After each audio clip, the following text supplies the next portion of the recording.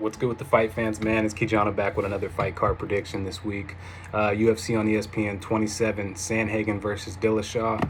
It's gonna be a good fight, man. It's gonna be a banger. I'm interested to see what Corey Sandhagen's gonna bring to the table for this fight because we already all know that his stand-up is great.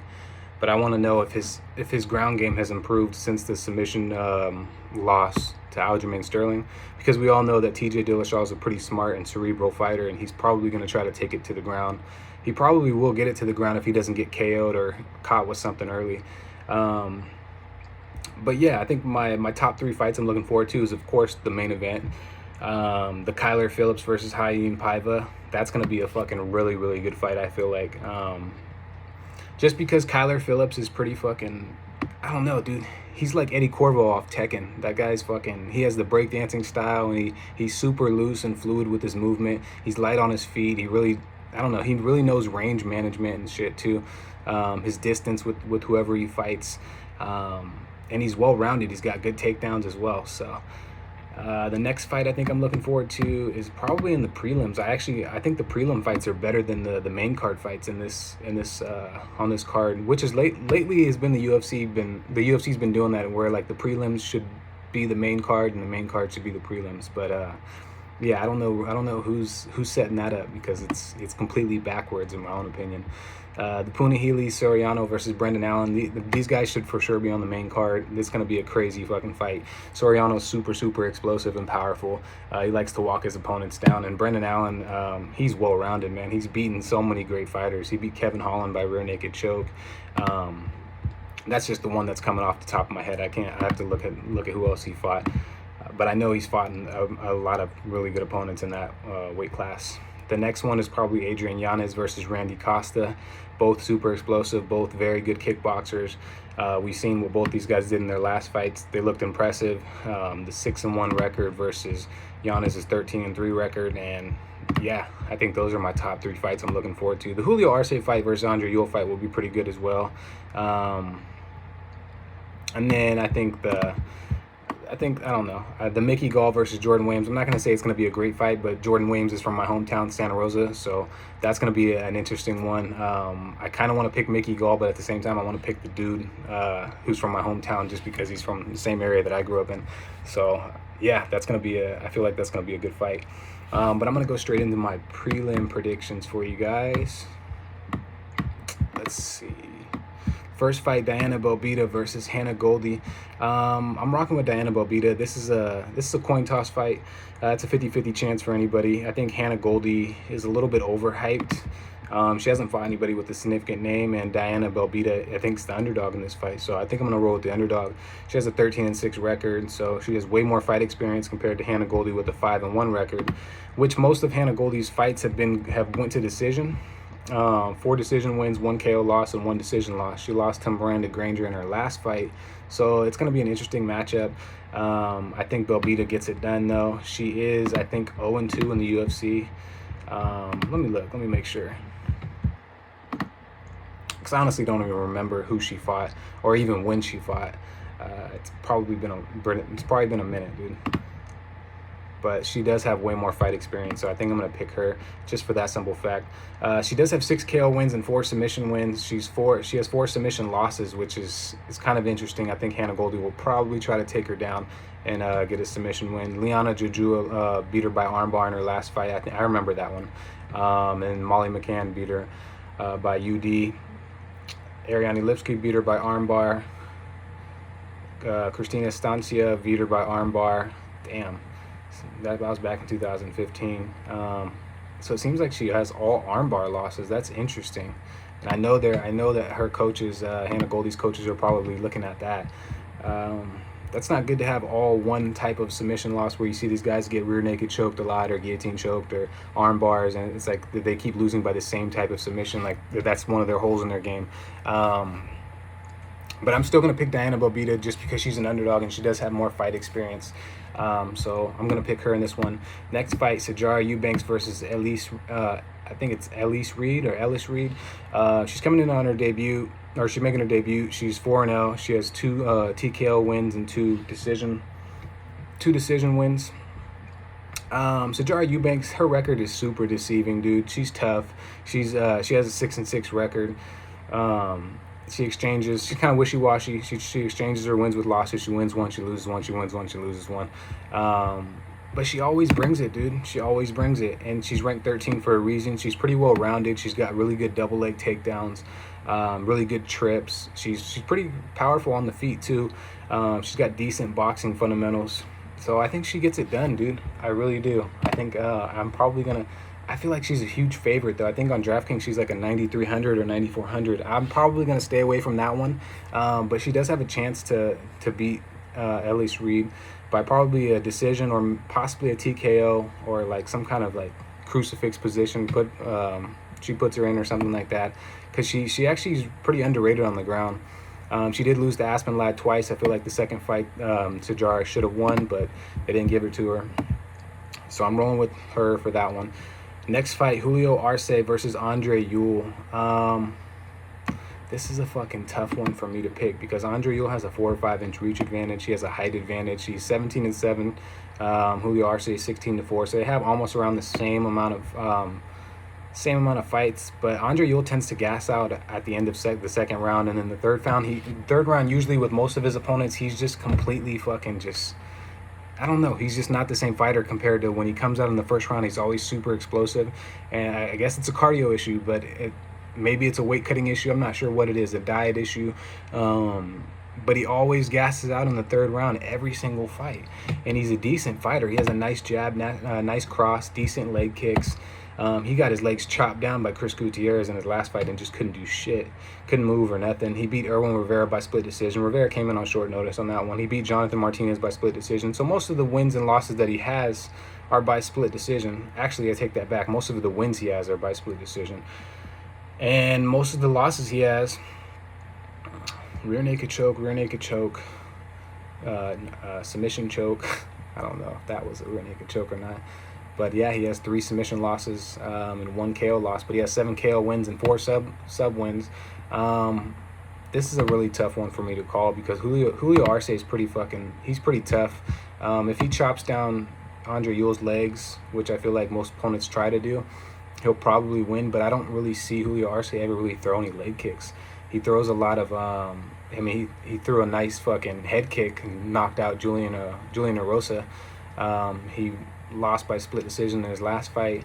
Lost to Shaman Moraes before Julian Erosa by split decision. Yeah, man, he's got decent submission victories. He's got 5 sub wins, 4 KO wins. He's lost 3 times by decision, 1 time by guillotine choke to Brian Kelleher. I think Julio Arce gets it done, but don't take my word on that one. That is a very close fight to call. Andre Ewell could definitely get it done. He probably wants to get it done because he keeps exchanging wins with losses, and Julio Arce, I feel like, does the same thing. This could end up being just a split decision fight. Another pick'ems one where you just don't know who's gonna win, or it could end super early. I can see Julio Arce probably taking the back of Andre Ewell and submitting him, or Andre Ewell just winning by a really, really close decision. I don't really see Andre Ewell finishing Julio Arce. Arce is pretty fucking tough, dude. So for that reason, I'm going to pick Julio Arce because I can actually see him getting a finish, and I can't really see Andre Ewell getting a finish in this one, even though he does have really crisp boxing. Next fight, Yanez versus Randy Costa. I'm rolling with Andre Yanez, man. The Zohan is really good. He's got a 6-1 record. Andre Yanez has 13-3 record. He's got more fight experience. He's got really, really crisp kickboxing. Both these guys do, though. So this is going to be a really tough one to call as well. I think it's closer than people think. But Randy Costa tends to get a little wild. He leaves his chin up in the air, and you can't really do that with Adrian Yanez. He has really, really good kickboxing fundamentals. So. And I don't really know if he has a good ground game or not. I'm interested to see if Yanez has a good ground game. I don't know how many submission wins he has. I think it's mainly KOs. He has 8 KO wins and 2 submission victories. He's got 3 decision losses. He is on a 6-fight winning streak. He beat Victor Rodriguez by head kick. He beat Gustavo Lopez by KO in the 3rd round in his last fight. So yeah, man, I'm rocking with Andre Yanez. Randy Costa's tough though, man. You can't count this guy out. He has 6 KO wins and 1 submission loss. He beat Journey Newsom by head kick. Man, they both get nice head kicks. Boston Salmon by TKO. That's not really that impressive of like two wins in the UFC so far. And he lost to Brandon Michael Davis by rear naked choke on his debut. I actually remember watching that one. Yeah, I'm picking Andre Yanez in that one. Next fight, Nasruddin Imavov versus Ian Heinisch. Hurricane, man. Hurricane. I'm rocking with Hurricane on that one. I feel like Ian Heinisch has a better record, 14-4, of course. Nasruddin has a 9-3 record. I also feel like Ian Heinisch is just well-rounded. He's got really good cardio, usually. He tends to gas out against other wrestlers, but when he fights somebody that's not as good at wrestling as him, he usually dominates them. He has 5 KO wins, 2 sub wins, 1 sub loss, and 3 decision losses. This guy's a durable fighter. He went the distance with Kelvin Gastelum, which says a lot. He beat Gerald Melchart before that by TKO, which isn't surprising. Omari Akhmedov, UD, he lost to, which Omari Akhmedov is a really good wrestler. Derek Brunson, he lost to before that. He's a really good wrestler. But he beat Antonio Carlos Jr., Cesar Fajeda. Those are really good wins to have as well. He was on a tear when he first got in the UFC, and then he kind of slowed down a little bit.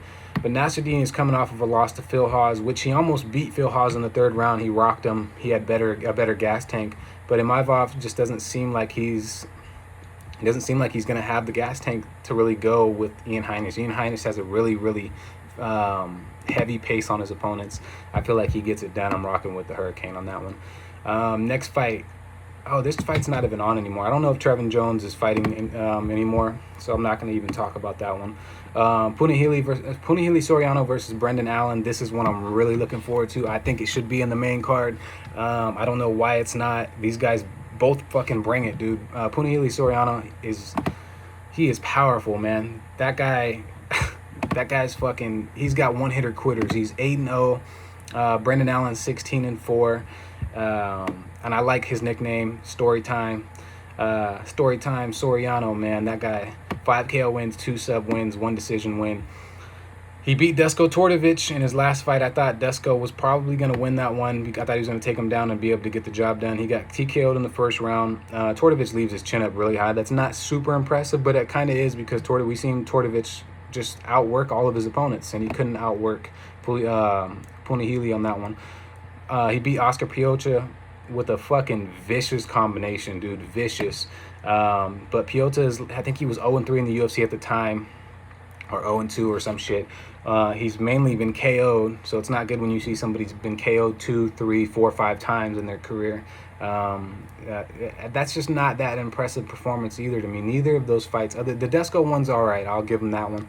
But the Oscar Piotr one is just that was a perfect fight for Soriano to win. Brendan Allen is going to be his toughest opponent, I feel like. He fought Jamie Pickett on the Contender Series as well. But Brendan Allen's really, really well-rounded. He's got 5 KO wins, 9 sub wins, 1 KO loss, 1 sub loss. He beat Carl Robertson by ankle lock. This guy is very strategic on the ground. He's sneaky. Sean Strickland beat him by TKO previously in the 2nd round. And Sean Strickland is just fucking tough, dude. That guy, he brings it every time. His cardio, he never fails with his cardio. So, I mean, that was a hard fight for Brendan Allen. And Brendan Allen kind of leaves his chin in the air as well. I could see Punahele. I could really see him fucking getting a KO victory in this one, but I can also see Brendan Allen getting him to the ground, wearing on him, and submitting him. I don't see Brendan Allen probably knocking him out because he seems pretty, Soriano seems pretty durable. Oh, damn, he also beat Tom Breeze. Okay, I remember that one too, TKO, elbows and punches. He beat Kevin Holland, like I said earlier, by rear naked choke. That's probably one of his best victories because we've seen what Kevin Holland has done in the UFC so far. But at the same time, Kevin Holland just doesn't have great wrestling defense. He's probably worked on it. He's probably got better. He has. So, but I'm going to pick Brendan Allen on this one. It's a really tough fight to call. You can't go wrong with either pick, honestly. I mean, it's a really, really, really hard fight to call. But I'm going to pick Brendan Allen. I think he gets it done. I think he can get a submission victory, possibly. And if he ends up gassing out versus Soriano, it's going to be a serious problem. Soriano gets a KO victory if he does. So hopefully Brendan Allen's cardio is fucking legit and on point for this fight. I think that's it, man. That's all the prelim fights. Yeah, I think Adrian Yanez should be on the main card. I think Soriano and Allen should be on the main card. And I mean, Julio Arce versus Andre Ewell, nah, that should be on the top of the prelims. I don't know, man. They have all these fights completely backwards.